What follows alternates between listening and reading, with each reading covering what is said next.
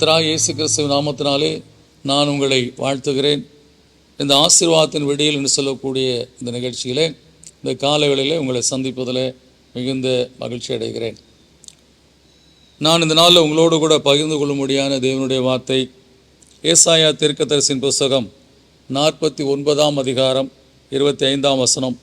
உன்னோடு வழக்காடுவோடு நான் வழக்காடி உன் பிள்ளைகளை ரட்சித்துக் கொள்வேன் என்று சொல்லி தேவன் கர்த்தர் வாக்கு பண்ணியிருக்கிறார். நம்மோடு வழக்காடுகிற மக்கள் இந்த காரியத்தை குறித்து நாம் அறிய வேண்டும் என்று சொன்னால் 2 ராஜாக்களின் புஸ்தகத்தில் ஒரு தீர்க்கதரிசியினுடைய மனைவி கணவன் இறந்து விட்டார். அவர் கடன் வாங்கி இருந்ததினாலே கடன் கொடுத்தவன் அவருடைய 2 பிள்ளைகளையும் தனக்கு அடிமையாக கொண்டு போக வேண்டும் என்று சொல்லி அங்கே வந்து அந்த மகளோடு போராடின காரியத்தை குறித்து பார்க்கிறோம். ஆனால் ஏசா தீர்க்கதரிசி மூலமாக கர்த்தர் அங்கே ஒரு ரட்சிப்பை கட்டளையிடுகிறார்.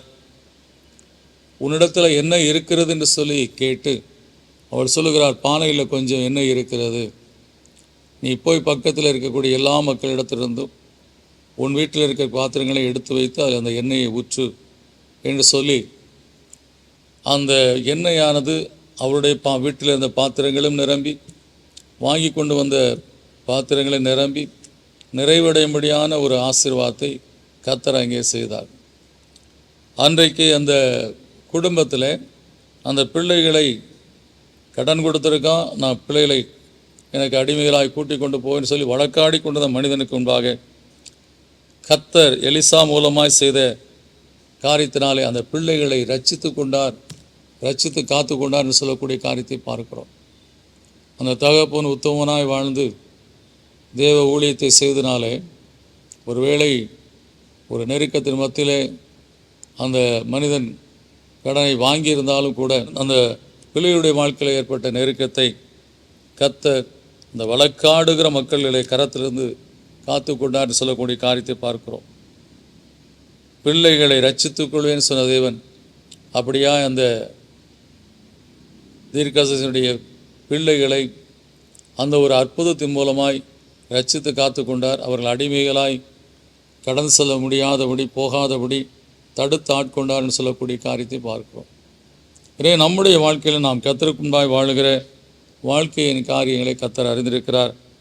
நம்மோடு கூட வழக்காடக்கூடிய அப்படிப்பட்ட நிலைகளை நாம் சந்திக்க வேண்டியிருந்தாலும் கர்த்தர் நம்முடைய வாழ்க்கையில் அதில் ஒரு ரட்சிப்பை கட்டளையிட்டு நம்மை தடுத்தாட்கொள்கிற தேவனாக இருக்கிறார். அந்த இரக்கமற்ற தன்மையுள்ள மக்கள் மத்தியில் தேவன் தம்முடைய இரக்கத்தை கட்டளையிட்டு அந்த பிள்ளைகளை ரட்சித்தார் சொல்லி பார்க்கிறோம். அதுபோல் கர்த்தருக்காய் வாழுகிற பிள்ளைகளுடைய வாழ்க்கையில் நெருக்கங்கள் வரும்போது இரக்கமுள்ள தேவன் அவர்களையும் அவர் பிள்ளைகளையும் ரட்சித்து காக்கிற தேவனாக இருக்கிறார். எனவே தேவ சமூகத்தில் நாம் கர்த்தருக்காக இவ்வளோ வைராக்கியமாக வாழ்ந்தோமே, இன்றைக்கு நாம் கஷ்டப்படுகிறோமே, பிள்ளைகளும் சேர்ந்து இப்படிப்பட்ட கஷ்டத்தில் இருக்கிறார்களே என்று சொல்லி தத்தளிக்கிற உங்கள் இருதயத்தை கர்த்தர் அறிந்திருக்கிறார். கர்த்தர் உங்களையும் காத்துக்கொள்வார், உங்களை பிள்ளைகளையும் ரட்சித்து காத்துக்கொள்வார் என்பது இந்த நாள் இந்த காலவெளியில் உங்களுக்கு ஆணித்தரமாய் சொல்லியிருக்கிறார். இந்த விசுவாசத்தோடு கர்த்தரை நோக்கி பாருங்கள், முகங்கள் விற்கப்பட்டு போகாதபடி பிரகாசிக்கும்படியான காரியத்தை செய்வார். இந்த விசுவாசத்தோடு ஜெபிப்போம். நல்ல பிதாவே, நன்றியோடு துதிக்கிறோம், சோதரிக்கிறோம். கர்த்தாவே, இந்த அருமையான கால வேளையில் கர்த்தாவே எங்களோடு வழக்காடுகிறவர்கள் எங்களை எப்படியாவது கர்த்தாவே அடிமைகளாக்க வேண்டும். எங்கள் வாழ்க்கையிலே கர்த்தாவே அவளுடைய ஆளுகை கடந்து வர வேண்டும். நாங்கள் கர்த்தாவே அடிமைத்தனத்திலே வாழ வேண்டும் என்று சொல்லக்கூடிய நிலையில் கர்த்தாவே எல்லாவற்றையும் எடுத்துக்கொள்ள வேண்டும் என்று சொல்லக்கூடிய அப்படிப்பட்ட போராட்டங்களை கொண்டு வர மக்கள் எங்கள் வாழ்க்கையில் போராடி கொண்டிருக்கிறார்களப்பா. அப்படி அநேக குடும்பங்களிலே கர்த்தாவே இப்படிப்பட்டதான நிலைகள், ஒன்றுமில்லை என்று சொன்னால் நீ வச்சிருக்க பைக்கை கொடு, ஒன்றுமில்லை என்று சொன்னால் வீட்டில் இருக்க ஃப்ரிட்ஜை கொடு என்று சொல்லி, வீட்டில் என்ன இருக்கோ ஒன்றும் இல்லைன்னா நீ படுத்திருக்க கட்டில் கொடு என்று சொல்லக்கூடிய நிலையிலெல்லாம் கர்த்தா போராடக்கூடிய மக்கள் இருக்கிறார்கள். ஆனால் கர்த்தா உம்முடைய பிள்ளைகள் உம்மை நம்பி உம்முடைய சமூகத்தையே நோக்கி பார்க்கிற பிள்ளைகளாக இருப்பதனாலே இந்த தீங்கிலிருந்து நீ ரட்சித்து காக்கிற தேவனாக இருப்பதற்காக சோத்திரமப்பா. நீரே கிருபையாய் இறங்கி கர்த்தாவே உடைய பிள்ளைகள் வைக்கப்பட்டு போகாதபடி இந்த ரட்சிப்பை நீர் கட்டளையிட்டு காத்து நடத்தும்படியாக ஜெபிக்கிறேன். கர்த்தாவே இந்த காலவேளையில் எந்தெந்த குடும்பங்கள் வாங்கின கடனை கொடுக்க முடியவில்லையே, நெருக்குகிறார்களே என்று சொல்லி கண்ணீர் வடிக்கிறார்களோ, அந்த கண்ணீர் மாறும்படியாக அன்றைக்கு செய்த அற்புதத்தை இந்த நாளிலும் செய்து நீர் உடைய பிள்ளைகளை விடுவித்து ஆட்கொண்டு நடத்துங்க கர்த்தாவே.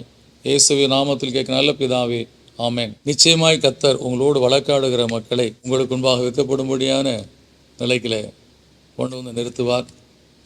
நீங்களோ கர்த்தருடைய ரட்சிப்பை பார்த்து கழிவுறுவீர்கள். God bless you.